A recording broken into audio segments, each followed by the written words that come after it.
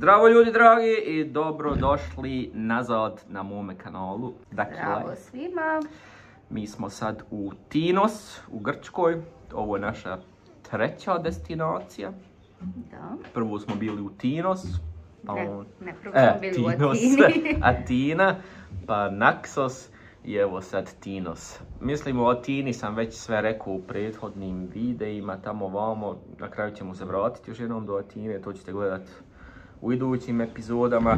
Ali da vam ispričamo sad u ovom videu sve o Naxosu, utisci i cene, jer to inače stalno svi traže gdje je video utisci i cene, bla bla, tralala. Što kažeš cene? Cene? Cene. Pa cijene. Kad kažem cijene, svi mi se smiju, šta kaže cijene, cene, ne valja, ni to ne. Cene. Ti me ženo ispravlja, ja ću da pričam kako znam. Ti me ispravlja, ček malo kavurne da se pripremim psihički i fizički za ovaj video. Sediš na moru i piješ ovdje Merry Christmas. Da, čekaj da vidimo ovdje malo naš lijep pogledić, gledajte ovdje, znači milina. Ali eto, to ćete da vidite. Tamo iza je more. Da, mi smo sad na brdu ovdje. Ljepota i milina. Znači, Naxos, ženo drago, stigli smo u Naxos, pa smo onda uzeli autobus. Da, Naxos, stigli smo iz Atine u Naxos. Oko 7:35 smo imali trajekt. U jednom pravcu smo uzeli kartu koja je koštala 53 evra po osobi. I put do Naxosa je trajao nekih 5 sati. 5 sati, da. 5 sati.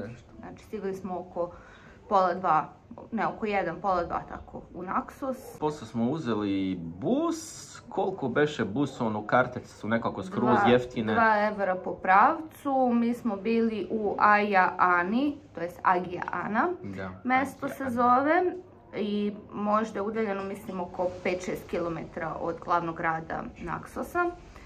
Trebalo nam je nekih 15 minuta autobusom do tamo i autobusi su stvarno tačni. Ostrvo je super povezano tim gradskim prevozom. Mislim da ti autobusi se obraćaju i do nekih sela. Mi nismo bili smo kratko pa nismo ni imali puno vreme da obiđemo toliko toga, ali ćemo se sigurno vratiti opet na Naxos i malo više da istražimo. Brzo su dani nekako prolazili. Sve za čas cap carap, da bi imali auto, bilo bi drugačije. Gledali smo isto za rentakar, u svoj gledali smo onaj quad. Koliko beše, oko 35 htjela na dan.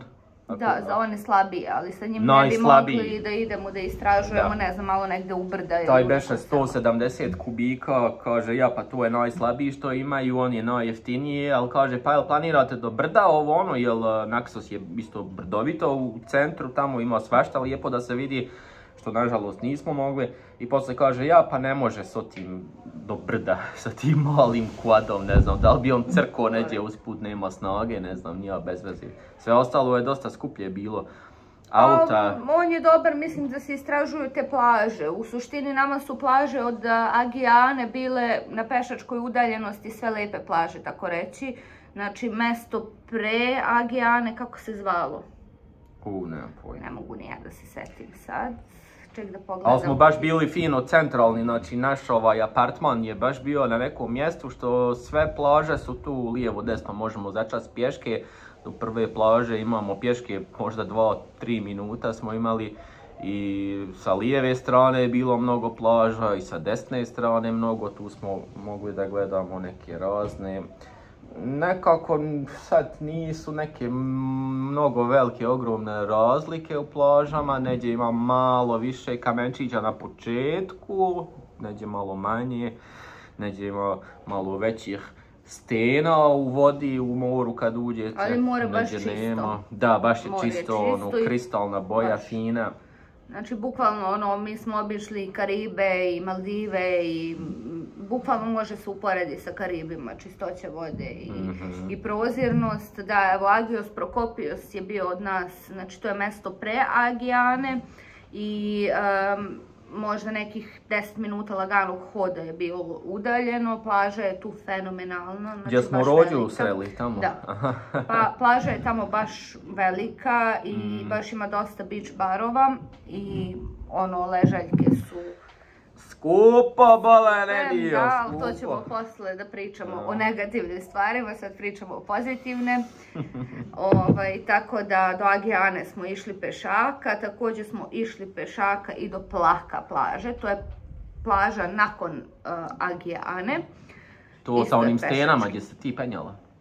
Ne, to je skroz tamo Kastraki beach, tu smo išli autobusom. Taj to je Kastraki je isto baš isto bilo nekih prelijepo. 10-15 minuta autobusom, karta je bila 2,60 po pravcu, ja mislim, tako. To je bila najskuplja karta. Inače, do centra, do luke, do Naksosa je bilo 2 evra. Tako. Da, ali u suštini za tih 5 dana smo potrošili možda oko 25 evra na autobuski prevoz. Da. Nije da ga nismo koristili, stvarno išli smo i do te plaže, išli smo i do Naksosa, glavnog grada i vraćali se i da. Naksos, glavni grad, je isto bio prelijep, baš smo vidjeli svašta, one uličice i zgrade, arhitektura i to sve, baš imaju svoj neki taj jedinstven stil, slično baš kao Santorini, samo bez tih plavih krovova, ali isto je sve bijelo i plavo. Pa sva ta ostrava, to jest Naksos, ovdje Tino, Santorini, spadaju u tu grupinu ostrava Kikladi i uglavnom je arhitektura svuda slična na tim ostrvima. Eto, na Santoriniju prave sa tim kućicama baš zbog vetra, sa tim krovovima oblim zbog vetra, dok ovdje verovatno nema toliko vetra, pa su uglavnom krovovi ravni, ali arhitektura je stvarno kao sa interneta, sa Pinteresta, one kućice kad vidite u Grčkoj, bukvalno je tako, fenomenalno. Baš je zanimljivo, kao labirint, tamo se izgubite. Jeste, grad gore, stari grad je stvarno, šta se dere ovo? Ne znam, neki komšiluk ovdje šeta. Da, gledali smo onu Apolonovu, kako se zove beše, Portara, to je bilo interesantno, fascinantno. Kao Akropolis od Apolona. Samo ostaci, nije baš nešto bog zna koliko održavano, ali baš izgleda interesantno. Da, ja volim da gledam te Akropolise i svašta. Tu je ulaz besplatan, samo prošetate do gore i zalazak sunca je fenomenalan. Generalno sa Naksosa je zalazak sunca fenomenalan, stvarno nam se to svidjelo. Svako večer smo gledali zalazak sunca, znači odete na plažu bilo koju, trebate malo dosta ranije da odete ako hoćete da rezervišete ili da imate baš stolić na plaži i tu se baš najljepše vidi Jeste, uglavnom svi ti beach barovi oko 6 pomeraju ležaljke sa plaže i donose stolove i tu se večera. To nisam vidjela još uvek negdje u Grčkoj, da je baš onako da praktikuju svi restorani. Možda negdje, ali ovdje bukvalno svi restorani, to jest restorani i beach barovi, pošto su uglavnom beach barovi u sklopu nekog restorana koji se nalazi tamo gore pored ulice. Uveče su stavljali te stolove na plaži, bukvalno, iako ne rezervišete, možete da birate gdje hoćete, jer turista nema u tolikom broju kao, mislim, ne znam, nisam bila gore na Halkidikiju, ali sam čula da je baš vrvi od turista, dok ovamo u Naksosu nije bilo toliko ekstremno puno turista, bilo je. Francuzi najviše smo čuli, Italijane. I Grci. I Grci, da, pretežno Grci dolaze. Mislim da Grci sa kontinentalnog dela dosta dolaze ovamo dole, ili možda s ovih obližnih ostrva, čisto za promjenu odu Naši smo čuli isto u autobusu, neka babica bila neko raše, mislim, inače u gradu možda neko... 4-5 parova, da kažem tako, parova ljudi da smo čuli pričaju našu.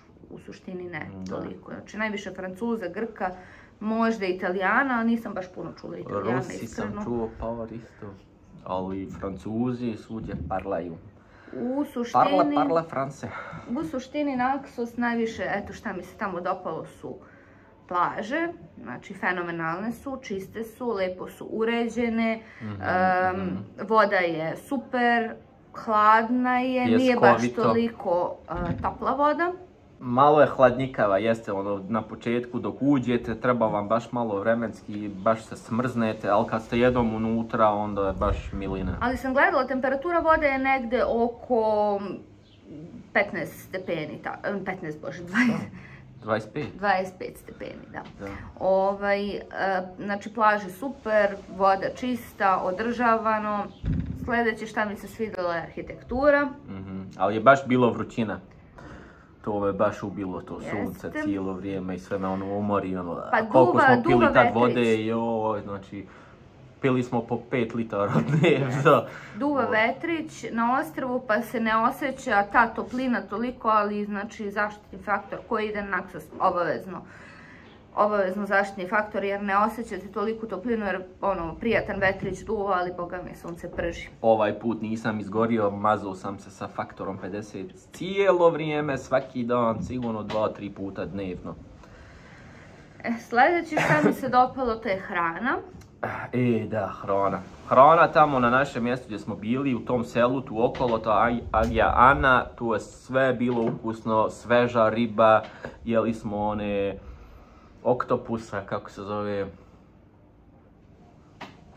nije lignja, nego ono drugo, malo veće. To ćeš sad da isječeš, jeli smo oktopus. Ček, hobotnica.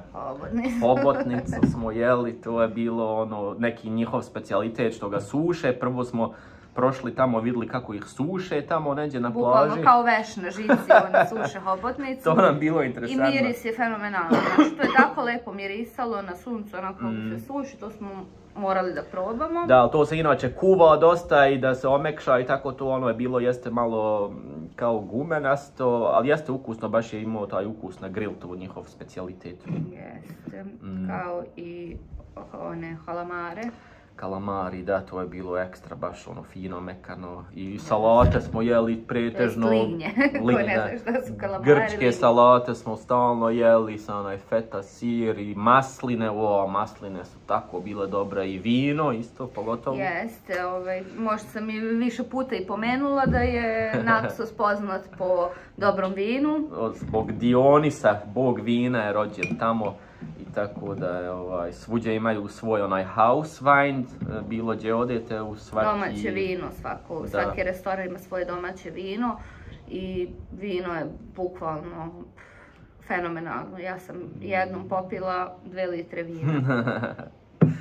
Da, to je bilo dobro. Šta je još bilo? Bus je bio tačan, inače sam navikao... To sam već rekla na početku da je bio tačan. Inače sam se baš navikao da kasne stalno kad smo bili u Rodos i na Krit, ne znam kad smo uzeli buseve, čekate po pola sata, da li će doći, da li neće, to je pitanje uopšte. Na Kritu nismo uzimali bus. Na Rodos recimo, tako na grčkim ostrvima. Ovdje baš šta je kasnije, maksimum 2-3 minuta, rekao, kao švajcarski sistem skoro. Sad ljudi su ljubazni također, uslužni. Da, jesu. Možda smo imali 2 ili 3 slučaja gdje su bili baš onako, ne znam, valjda su im dosadili turisti. Što je razumljivo, ali u suštini su bili stvarno ljubazni i od pomoći za bilo šta, da nam je bilo potrebna neka informacija. Izlazili su nam u susret. Noćni život je u tom mjestu gdje smo mi bili, nije bilo noćnog života, to je više onako za penzose, što bi se reklo. Family style, više family style, baš je onako mirno. Meni se to baš svidjelo. Nije bilo sad nekih žurki. To dok je Naxos grad, više živ noću.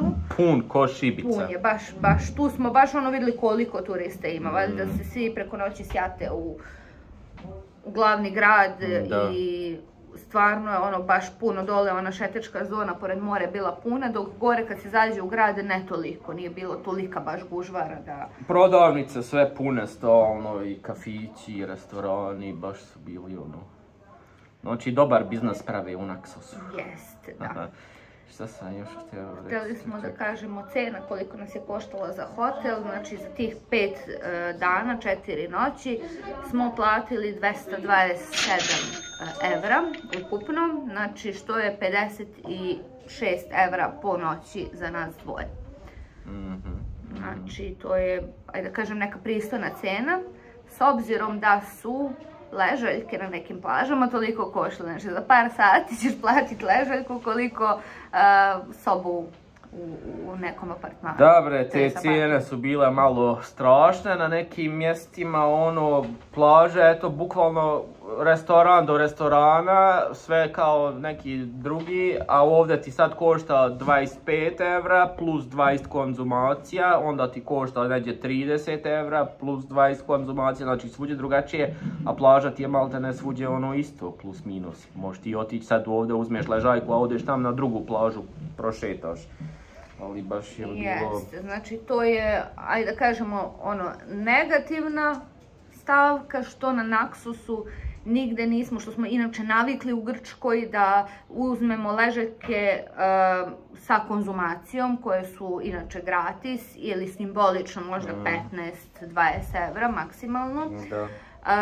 Ovamo nije bilo mogućnost da se, na primjer, konzumira za 50 evra, sad da je minimalna cena konzumacije 50 evra, da su ležaljke gratis, ne. Plaćali ste ili ležaljke, prvi, drugi, treći red su imali jaču cenu, a posle tamo četvrti, peti red je bio malo jeftiniji, ali u suštini je cena ležaljke bila između 25 i 50 evra po setu. Bez konzumacije, a kažem, kao što sam rekla, u nekim restoranima, beach barovima je bila obavezna konzumacija, lupam ako su ležaljke jeftinije 25 evra, onda je konzumacija još dodatnih 25 evra, a cene u svim tim beach barovima nisu baš niske. Tipa jedno pivo je koštalo 6-7 evra, što znači... 8 evra beše, ono, jedino što je bilo od pola litra, 8 evra je. Popiješ 3 piva i gotovo, ono. A nisu služili baš neku bog zna kakvu hranu na plažama, uglavnom su to bile pice, neki snekovi, sendviči i tako. Ko je hteo da jede, mogo je da ode u njihov restoran, gde su druge cene, naravno, kad se sedne i jede, ali...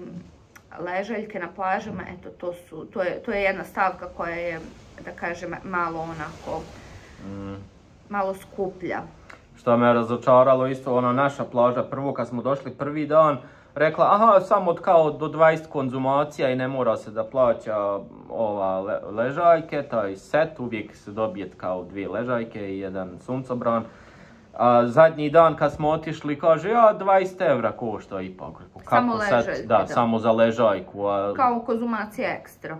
Pa kako prvi dan smo došli, ono, nismo, rekli ste da su otvoreni do 6 sati, to je plaža za ležaljke otvorena do 6 sati i da je samo konzumacija. Kao ne znam o kom trgu, onako bukvalno se napravila luda. Da, strašno. I uvijek kao prvi red neđe po 45 evra, pa onda drugi 35, treći red 25, ne znam. I sad zavisi koliko ljudi je gdje bilo, oni su rekli, ajde možete ipak u prvi za 35 i tako, oni sami sebi spuste cijenu, tako lupaju nešto. A znači, eto, ako hoćete dan na plaži da imate ležajku i suncobran, računajte sa 50 evra dnevno za to samo. Ali, kao što većina vjerovatno i zna, po grčkom zakonu je plaže su javne i obavezni su da ostave deo plaže koji je za lokalno stanovništvo ili jednostavno za turiste koji ne žele da plate tu cenu ležaljki i mogu da ponesu svoje suncobrane, što smo i viđali naravno. Naprimjer, ta plaža Kastraki je prostrna, velika, nema prirodni hlad, ima samo jednu tavernu, na cijeloj plaži jedna taverna i od te taverne su ležaljke stavljene na jednom delu plaže, dok je u suštini cela dužina plaže slobodna, da vi dođete sami sa svojim suncobranom, sa svojim ležaljkama ili stolicama za plažu i da se smestite na plažu i uživate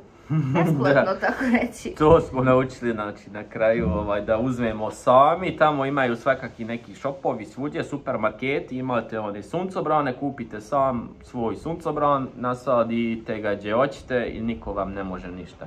Jedino što ste onda na pijesku, ali nema veze. Bitno da se bučka. Kakvo je more, tamo ni ne provoditi vreme na pesku, bukvalno. Nema potrebe za tim. To je to.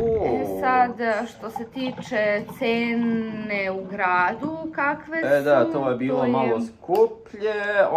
Jeli smo 2 put, smo jeli u gradu. Meni je hrana tu bila bez veze nekako, ali mnogo skuplje nego u selima sad, a mnogo lošiji kvalitet. To sam vam već rekao u jedan video da u gradu ne preporučujem da jedete ništa. Možete sjest, popit nešto, kafu, alkohol neki, tralala. Ali sad da jedete, bolje otiđite malo više unutra tamo u sela, mnogo kvalitetnije i svežije. I riba, i meso, i sve. Znači. Sjećam se, prvi dan kad smo stigli, on je naručio omlet, bio je gladan, seli smo tamo kod Luke i 12 evra, ja mislim da je bio omlet koji je bio kao papir tanak. Kasnije kad smo otišli na Agios Prokopios ili tako, ne znam, na Plaku kad smo otišli, naručio isto omlet za doručak i došao mu je omlet koji je bio baš onako fluffy, ovako debeo, pun povrća, onda slanine i koštao je, mislim, čak i 2 evra ili 3 evra, 9 evra mislim da je bio tako nešto, a daleko kvalitetniji, lepši i ukusniji bio, tako da... Da. U suštini, ako, mislim, ješćete sigurno u gradu ako šetate Naksosom gradom, ali eto, preporučujemo gyros, mi smo jeli gyros je bio okej, cene gyrosa su 4,5 evra, 5. Gyros je meni uvijek top. Tako da, u suštini, to je to, sad... Dalje unutra kad idete u ostrvo, tamo ima ono što je brdovito, ima na primjer Zeusov, kao Mount Zeus, što je... Zeusova planina, gdje je Zeus odrastao. Tu je majka od Zeusa krila njega dok je bio beba, da ga njegov otac Hronos ne pojede i tu je on odrastao sa nimfama i zato su sad na Naksosu to brdo, to ima neka pećina. Planina, da, i pećina su nazvali taj Mount Zeus. I tu ima isto mnogo dobrih restorana, tu po tim brdašcima i selima, to sam baš gledao isto na internet i Rođo isto nam pričao da imaju mnogo restorani, dobra klopa, da. Ali verujem da nije baš sad jeftino, mi smo u proseku po obroku trošili 50 evra za nas dvoje, znači dnevno nas je odlazilo oko 150 evra, recimo. Pa da, to smo kao stavili maksimum da trošimo 150 evra dnevno i to je... Pa nismo stavili maksimum, neki okvirni budžet nam je bio toliki. Mislim, bilo je dana kad smo potrošili 20, 30, 50 evra više, bilo je dana kad smo potrošili 10, 20, 30 evra manje, znači, ali okvirni neki budžet dnevni nam je bio 150 evra i u suštini smo plus minus toliko trošili na dnevnom nivou. Pa bi išla opet ženo na Naksos jednog dana? Da, sigurno. Znači, idući put obavezno jedno 10-12 dana samo na Naksosu, jer baš želim da ga istražim. Mnogo su mi se svidjele plaže, mnogo mi se svidjela i klima i vegetacija je dobra. Zelenilo, ima prirodno hlada, na nekim plažama ima dosta zavučenih plaža, onako u uvalicama. Sve su plaže peskovite koje smo do sada vidjeli tamo dok smo bili. Usput busom kad smo prolazili baš dosta ima tako malih zavučenih nekih bukvalno 5 metara plaža, ali fenomenalne, voda kristalno čista, znači stvarno bi voljela idući put da odemo, da uzmemo auto, da malo više istražimo ostrvo, da možda i promenimo, da ne budemo samo u jednom mjestu, nego možda da budemo na, kao što inače kad smo bili na Rodos i na Krit, smo obišli više mesta i zadržavali se u pojedinim selima ili gradovima po 2-3 dana. To bi baš voljela da uradimo na Naxosu, jer Naxos je generalno malo ostrvo, mislim, može se ono obići za 3-4 dana kolima, ali mislim da bi to bio veliki stres, zato smo i odlučili da malo upoznamo, eto, te neke izvikane, da tako kažem, atrakcije, plaže i ostalo, a da malo istraživanje i adventure time ostavimo za idući put, što mislim da se slažeš sa mnom. Da, sad smo se više malo opustili, bili smo više u okolini našeg smještaja po tim plažama, lijevo desno, nismo sad išli baš duboko unutra, ima još mnogo da se vidi, ima još kao hram od Demeter, to je isto jedna grčka boginja što isto mnogo zanimljivo izgleda i još svakaki neki da li ima muzeja i tako to što bi ja volio da vidim. Inače, drugi put ako bi otišao sigurno bi uzeo kola, to bi preporučio svakom, ako uzmete na više dana će vas ispasti jeftinije nego sad ako jedan dan, šta beše, gledali smo jedan dan je bilo oko 50 i nešto evra. Da, ako bi uzeli sad, na primjer, kola za 2 sedmice, možda bi ona dala i za 20-25 na dan, šta znam, koliko bi to ispalo, oko 200-300 evra. Recimo, tako nešto. Da, onda pa da, eto, malo duže i da malo više adventure time i da uzmemo možda još jednom neki smještaj na brdu ili tako, isto je cool da se vidi pogled i svašta. Neko selo obići, zato što su im sela baš onako autentična, tradicionalna, sa jako interesantnom arhitekturom, onako načičkana. Mislim, vidjet ćete tek kako je na Tinosu, neću ništa da vam pričam, ali da, to je to. Da, tako da ljudi dragi, hvala na gledanju, stavite like i subscribe, gledajte dalje, snimamo dalje u Tinos, ovdje gdje smo sad, na ovom prelijepom brdašcetu, selcetu, što je baš art style, artistički za umjetnike, za mene ovdje inspiracija pravu. Ukoliko smo nešto propustili da kažemo, a vas zanima, slobodno pitajte u komentarima. A da, šta me svi pitaju, gdje ste bukirao, gdje ste našli to, gdje ste bukirala, recimo sad. Preko Bookinga. Da, preko Uglavnom sve bukiram preko Bookinga. Tamo ima dosta i popusta, ja godinama uzimam smještaj preko Bookinga, tako da sam na onom Genius nivou 3, imam 10, 20, 30% popusta na smještaj kad rezervišem. Jesi bukirala sad sve separatno, posebno? Sve sam posebno. Koliko je bio let iz Ciriha do Atine, šta smo to platili? Let iz Ciriha do Atine je bio oko 390 i nešto za nas dvoje, za oboje. Znači to je oko 100, mislim 198 po osobi je bio let. Ok, povratna karta za 2 sedmice. Za 2 sedmice, da, samo sa ručnim prtljagom. Tako da, ovo nam je bio izazov, tako reći, došli smo samo sa ručnim prtljagom i ok je, evo ovdje na Tinosu imamo celu vikendicu za nas, imamo veš mašinu, tako da sam ja prvi dan kad sam stigla uspela da operem sav veš koji smo nosili do tada, tako da sve imamo opet čisto opeglano, spremno za nove avanture. Zato ljudi dragi, velim, ostanite uz nas, gledajte dalje šta ima na Tinosu. Adios, amigos. Hvala na gledanju, adios amigos.